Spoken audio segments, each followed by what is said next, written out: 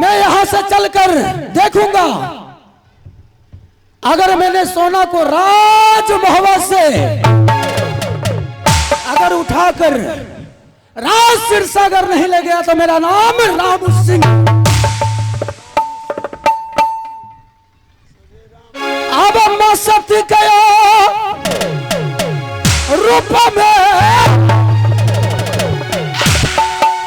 लिख रही भैया सब यार।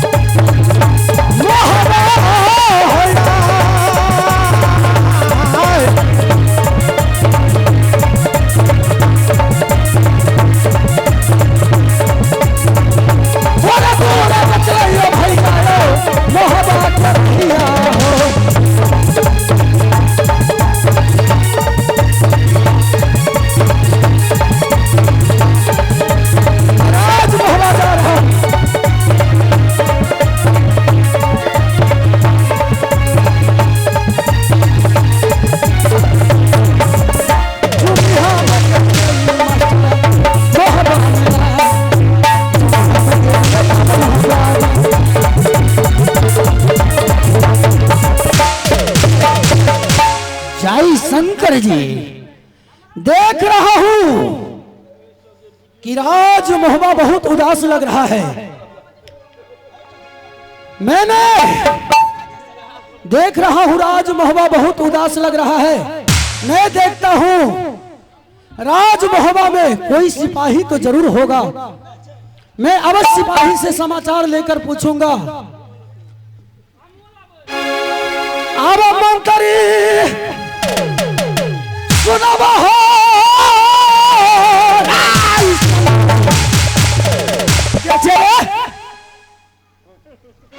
क्या चेरे बोर्ड बैगल मारवाला पर थपड़े उड़ा दो क्या चेरे तेरी ऐसी का तैसी कर दो। कौन है क्या रे कता आया रे कहाँ आया है? हे हरामजादे की नाम है तेरा रे? तुमको बोलने का चिरे बकने रखना रहे छे। की बात छे कथी रे टिकड़ा चावना भैंस का है मिरन? हाँ यही महुआ का सिमान है। सिमान ना है ये घर है। अरे यही महुआ का घर है। हाँ यहाँ है। मैंने सुना हूँ कि राज महुआ से रुदल वहां से राज महोबा से रुदल निकल गए हैं क्या? हमारा ये सब गप है मालूम। तुम यहाँ रहते हो और तुम कहते हो कि मैं नहीं जानता हूँ। हम तो बाहर में नहीं रहता हूँ, अंदर में नहीं रहता हूँ। अच्छा, तुम नहीं जानते हो? हम एको रत्ती नहीं जानता हूँ। रे हरामजादे, सही सही बोलेगा कि? अच्छा, मखनी से सही है बोलेगा। हाँ जल्दी बोला की बात रही है मीरन? हाँ सही बात है। हाँ सही है, बिल्कुल सही है। झूठ नहीं ना बोलते हो? एको रत्ती न बोले छिए हम। सही बात मामा माहिल ने सही पर्चे में जी बताया है। मैं बदला चुका लूंगा हरामजादी से। अबड़ी है मीरन? हाँ तुम जाओ यहाँ से। कत्ते दूरा? और सोना को बुलाकर मेरे पास लाओ। सोना का बोलाना है बा? हाँ एगो काम करे ना, सोना का छोटा चांदी का बोलाना आविया। जाओ, जिसको तुम बुलाना है बुला लो। ठीक है, हम चांदी का बोलना चले कि सोना का बोले? अब बदल